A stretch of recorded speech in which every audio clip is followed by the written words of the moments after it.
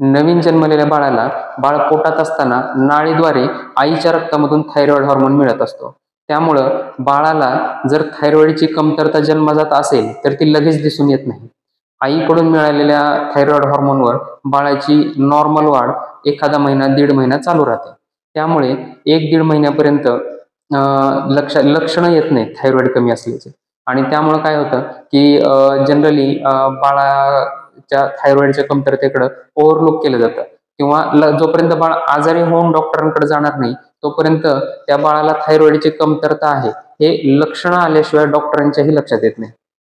त्यामुळं आणि जोपर्यंत डॉक्टरांच्या लक्षात येतं, म्हणजे 1.5-2 महिन्याच्या नंतर, तेव्हा तोपर्यंत मेंदूची वाढ जी आहे बाळाच्या, ती पण तेवढ्या दिवसांनी किंवा तेवढ्या महिन्यांनी कमी झालेली असते. आणि जर हे कधीच लक्षात नाही आलं, तर मग बाळ मोठं होईपर्यंत ते मतिमंद झालेलं असतं. त्याच्या स्केलेटल मॅच्युरिटी म्हणजे हाडांची वाढ, शरीराची वाढ ही सुद्धा कमी झालेली असते आणि मग त्याची पूर्णच वाढ खुंटते. त्यामुळं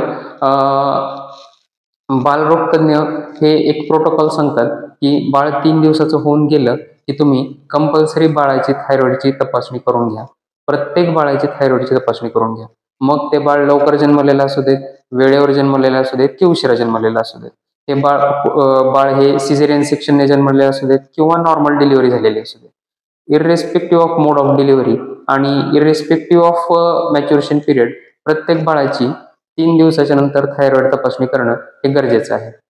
त्यामुळं या तपासणीचं फार महत्त्व आहे. आता पालक चुकतात कुठं हे माझ्या प्रॅक्टिसमध्ये आलेल्या अनुभवातून मी काही तुम्हाला सांगू इच्छितो.